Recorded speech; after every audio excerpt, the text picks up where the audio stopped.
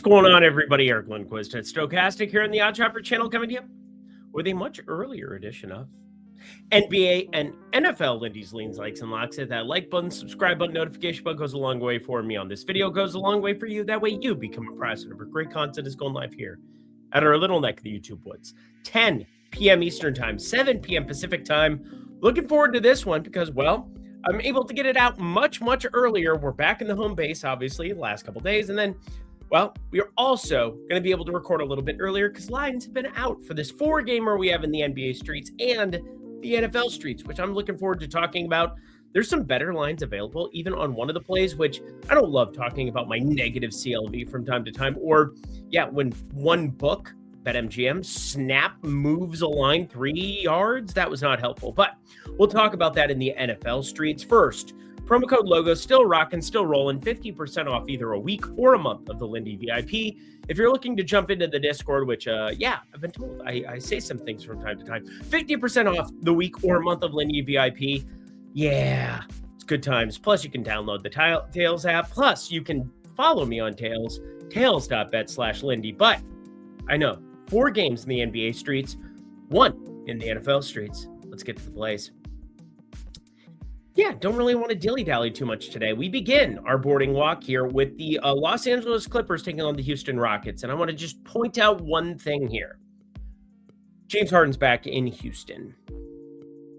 James Harden is back in Houston. Do you know how much money he has spent at the establishments at Houston? More than $1 is what I've heard. In fact, he's got his jersey in the rafters in Houston, Texas. He is back. Comforted in Houston, Texas.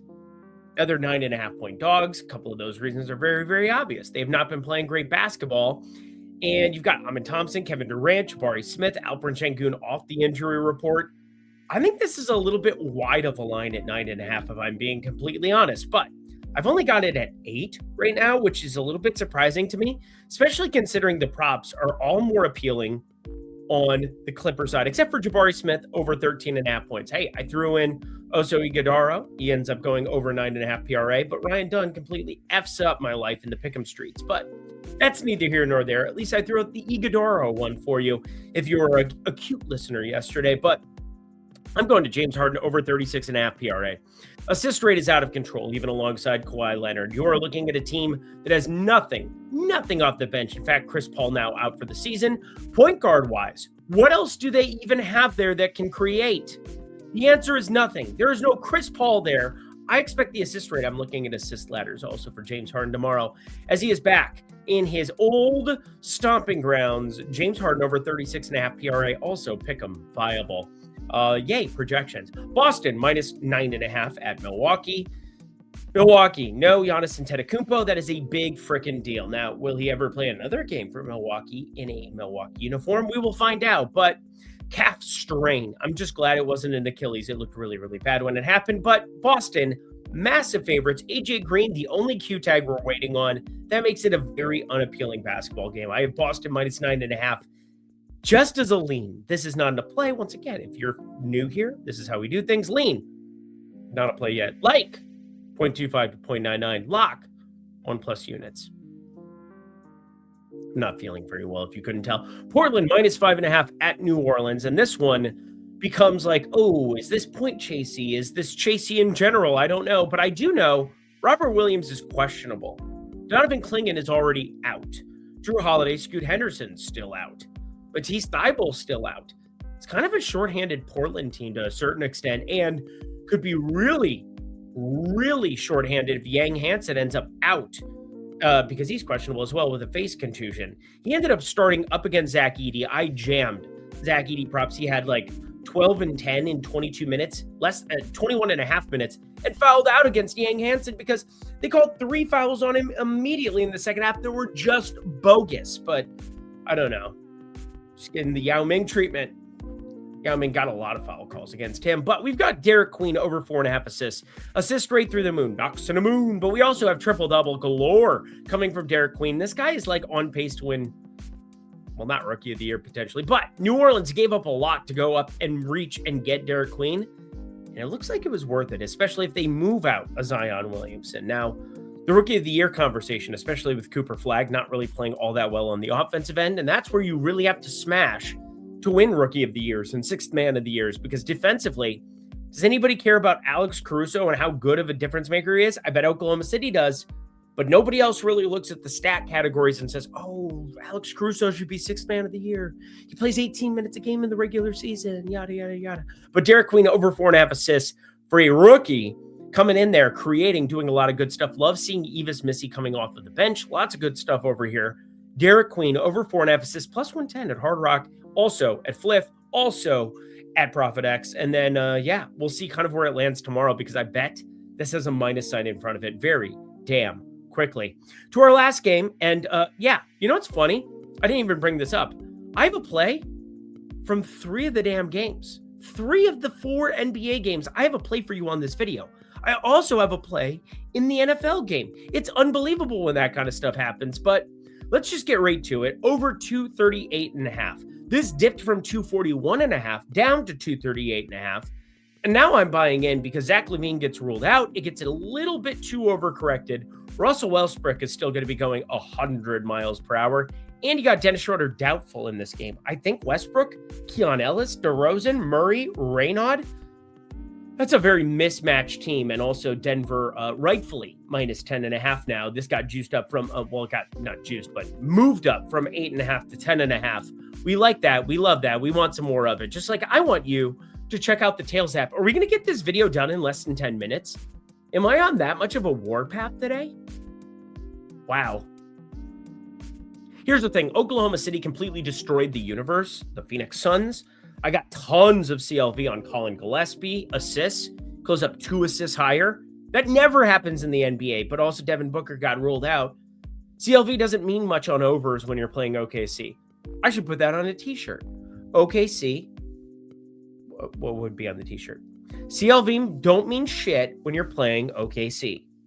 Or it's got to be about specifically the overs. But anyway, be like Lindy, join Tails today. Also download the Tails app. Would love for you to do such things. Follow me on Tails, tails.bet/Lindy, the number one way you can support this program. And 50% off a week or month of the Lindy VIP. Yeah, you know me. You're down with Lindy VIP. Yeah, you know me. Let's talk NFL. Why am I talking so fast? How are we only at 7:45 right now? Boop. Let's talk Atlanta taking on Tampa Bay. And I did a lot of work on this game purely because you do have our first instance. The Titans have been out forever. They're 1-11. They ended up beating Cleveland 2-11, but they have a young quarterback. They have a lot to play for. People's jobs to play for. But we have a 4-9 Atlanta Falcons team taking on Tampa Bay that really screwed the pooch last week. They were dominant in the NFC South, and then they lose to New Orleans, and now they really need to win a football game. And now we're looking at a situation that could be very, very interesting. We have Mike Evans, questionable for this football game. We have on the other side, Chris Godwin starting to play more.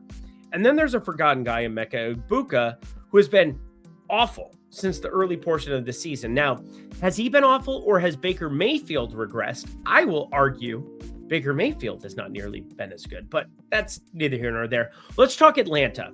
You have no Drake London for this football game. Kyle Pitts is questionable entering this one. And if Kyle Pitts does not play, Darnell Mooney is still in for a hell of a ride. The number 2 cornerback in all of PFF grading this season, that would be Jamel Dean.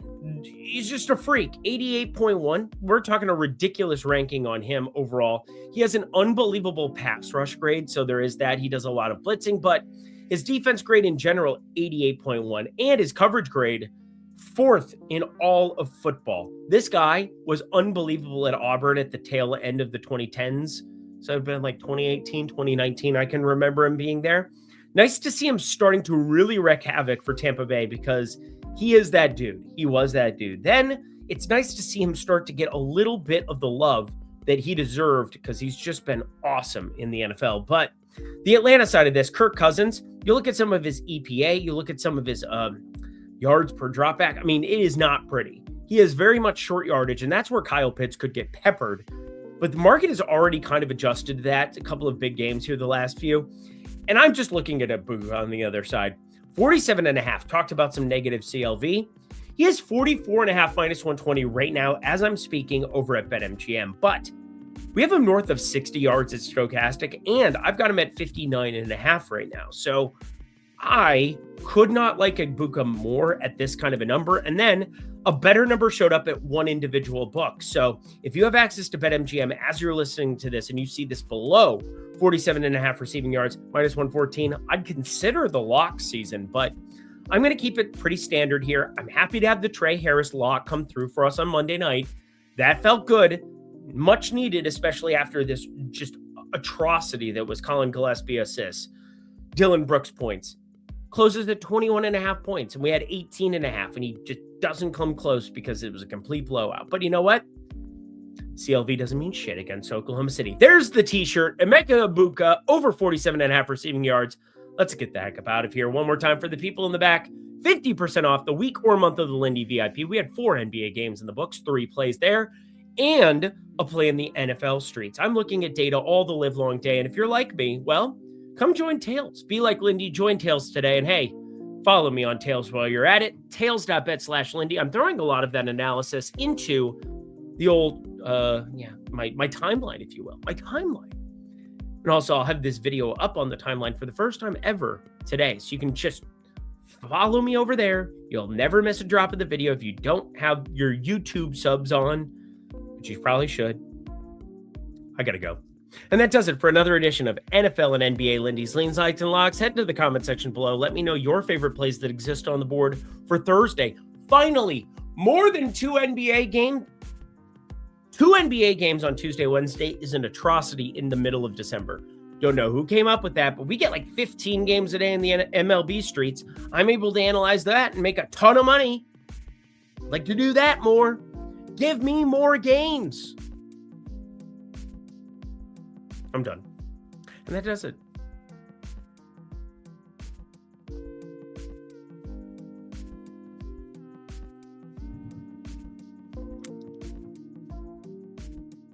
I love you guys. Until next time, friends, I'm Eric Lindquist. Best of luck in the NBA and NFL streets on Thursday. Bye.